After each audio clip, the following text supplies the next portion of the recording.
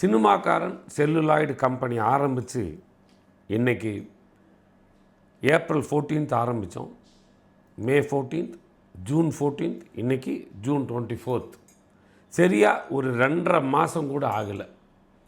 முதல் முறையாக ஒரு சின்ன ஒரு கம்பெனி 3 முறை ஆடிஷன் வச்சுருக்கோம். ஆர்டிஸ்டுக்காக 2 ஆடிஷன் வச்சோம், டெக்னீஷியனுக்காக 1 ஆடிஷன் வச்சோம். இதில் 2 முறை ஆடிஷனில் வச்சு தேர்வான சில நடிகர் நடிகைகளை நாங்கள் அவங்களுக்கான வாய்ப்புகளை வாங்கி கொடுக்கறதுக்கும், வாய்ப்புகளை நாங்களே அவங்களுக்கு கொடுக்கறதுக்கும் சின்ன சின்ன ஷார்ட் ஸ்டோரிஸ் பண்ணுறோம். எங்கள் ஃப்ரெண்ட்ஸுகள் கேட்குற ப்ராஜெக்ட்ஸுக்கு அவங்கள ரெஃபர் பண்ணுறோம். ஸோ நாங்கள் சொன்னபடி ரொம்ப நியாயமாக நேர்மையாக இந்த விஷயங்களை செய்துக்கிட்டு இருக்கோம். அடுத்த கட்டமாக எங்ககிட்ட வந்தவங்களே சில பேர் தம்பி ஆண்டனிக்கிட்ட எங்களுக்கு ஆக்டிங் கிளாஸஸ் வேணும், ஸோ ஆக்டிங் கோச் அப்படின்ற ஒரு விஷயம் கிடைச்சதுன்னா எங்களுக்கு ரொம்ப நல்லா இருக்குன்னு கேட்டுக்கிட்டதுக்காக அவளும் என்கிட்ட சொல்லி, ஏன்னா இந்த கிளாஸ் எடுக்கிறதுல என்ன ப்ராப்ளம் அப்படின்னா, நான் ஷூட்டிங் போனப்போ பல இடங்களில் நடிப்பு பயிற்சி பெற்றுட்டு வந்தேன்னு சொன்ன நடிகர்கள் பலரும் சரியாக நடிக்கலை. அந்த இயக்குநர்கள் கண்டபடி திட்டி ஒரு பாதி ஷூட்டிங்லாம் ஒரு பையன் காணாமல் போயிட்டார். அப்படிப்பட்ட சங்கதியெல்லாம் நான் பார்த்துருக்கேன். நாளைக்கு நமக்கும் அப்படி ஒரு நிலை யாராவது சொல்லிடக்கூடாதுங்கிறனால தயக்கத்திலே இருந்தேன்.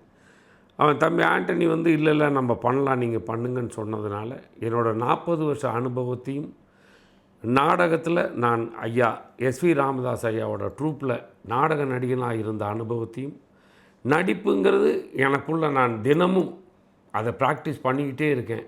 அந்த ஒரு பயிற்சியினாலையும் நான் சொல்லி கொடுத்தா அந்த நடிகர்களை சிறந்த நடிகர்களாக உருவாக்க முடியுன்ற நம்பிக்கையினால் சினிமாக்காரன் செல்லுலாய்டு கம்பெனி ஆக்டிங் ஸ்கூல் ஆரம்பிக்கிறது முடிவு பண்ணோம். அதை பற்றின அனௌன்ஸ்மெண்ட்டும் கொடுத்தோம். 24ஆம் தேதி இன்றைக்கி நாங்கள் இந்த கிளாஸ் ஆரம்பிக்கிறதுன்னு டிசைட் பண்ணோம். தம்பி ராம் அப்படின்ற தம்பி ஸ்கூல் படிக்கிற பையன், அவன் வேலூர்லேருந்து இங்கே வரேன்னு சொல்லி கமிட் ஆனாங்க.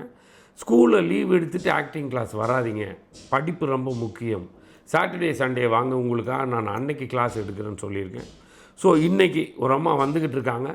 இப்போ வந்திருக்கிறவங்க கல்பனா ஸ்ரீயோட குடும்பத்தில் பலரும் அவங்களோட சொந்த பந்தங்களில் நிறைய பேர் டான்ஸர்ஸுகளாகவும் சினிமாவோட டான்ஸ் மாஸ்டர்களாகவும் இருந்திருக்காங்க. அதையெல்லாம் பார்த்து பழகினதுனால சின்ன வயசுலேருந்தே அவங்களுக்கு சினிமாவில் நடிக்கணும்னு ஒரு ஆசை. பட் குடும்ப சூழல் வழக்கம் போல் எல்லா வீடுகளையும் சொல்கிற மாதிரி நடிக்கிறதுக்கு அலோவ் பண்ணல. அதுக்கு பிறகு காலங்கள் ஓடிடும், கல்யாணம், குழந்தைகள், கமிட்மெண்ட்டுன்னு வந்துடும். அதனால் அவங்க நிறைய வருஷங்கள் சினிமா விட்டு விலகி இருந்தாங்க. நம்மளோட ஆடிஷனில் கலந்துக்கிட்டாங்க, நம்மளோட இன்ஸ்டா பேஜஸ் எல்லாம் ஃபாலோ பண்ணாங்க. நம்மளோட பேச்சும் நம்மளோட செயல்பாடுகளும் அவங்களுக்கு ஏதோ ஒரு வகையில் நம்பிக்கை கொடுத்ததுனால நம்மளோட கிளாஸில் சேர்ந்து நான் ஆக்டிங்னா என்னென்னு கற்றுக்கிறேன். ஒரு நல்ல நடிகையாக நான் வரணுங்கிறது தான் என்னோடய ஆசை. இப்போது எனக்கு என் வீட்டில் எந்த தடையும் இல்லை, நான் நடிப்பை கற்றுக்கிறதுக்கு வரேன்னு சொல்லி முதல் ஆளாக நம்ம கிளாஸை ஜாயின் பண்ணியிருக்காங்க.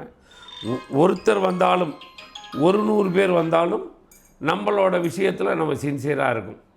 எல்லோருக்கும் எடுக்கிற கிளாஸ் அவங்களுக்கும் எடுக்க போகிறோம். இதில் 100 பேர் இருந்தாலும் இதைத்தான் செய்வோம், ஒருத்தர் இருந்தாலும் இதைத்தான் செய்வோம். அப்படி இந்த கிளாஸை இன்றைக்கி அருமையான ஒரு சந்தர்ப்பத்தில் அவங்களுக்கு நடிப்புனா என்ன, நடிப்பு எப்படியெல்லாம் இருக்குது, நடிப்பில் எத்தனை விஷயங்கள் இருக்குது, எதையெல்லாம் நீங்கள் கற்றுக்கணும்னு பேசிக்கிலேருந்து ஆரம்பித்து ஒன்றா கற்றுக் கொடுத்து என்னோட இந்த கிளாஸ் ஒரு பேட்ச் முடிக்கிறதுக்குள்ளே அவங்க இன்றைக்கி எப்படி இருக்காங்கன்னு நீங்கள் பார்த்துக்கோங்க. இந்த கிளாஸ் முடிஞ்சு அவங்க சர்டிஃபிகேட் வாங்கும்போது அவங்கக்கிட்ட எவ்வளோ திறமை மாறி வளர்ந்துருக்குன்னு நீங்கள் பார்க்கத்தான் போகிறீங்க. நன்றி. வணக்கம், என்னோடய பேர் கல்பனா ஸ்ரீ, நான் போரூர்லேருந்து வரேன். இந்த நடிப்பு அதில் எனக்கு ஆர்வம் ரொம்ப அதிகமாக வந்ததுக்கு காரணம், என்னுடைய குடும்பத்தில் நிறைய பேர் சினிமா இதில் இண்டஸ்ட்ரியில் இருக்காங்க, எல்லாமே டான்ஸராக இருக்காங்க. ஸோ சின்ன வயசுலேருந்து அதெல்லாம் பார்த்ததுனாலையோ என்னவோ தெரியல, எனக்கும் அது ரொம்ப பிடிக்கும் டான்ஸ் ஆடுறது. சும்மா எல்லா குழந்தைங்களும் வீட்டில் எப்படி டான்ஸ் ஆடுவாங்க அந்த மாதிரி இருந்தது.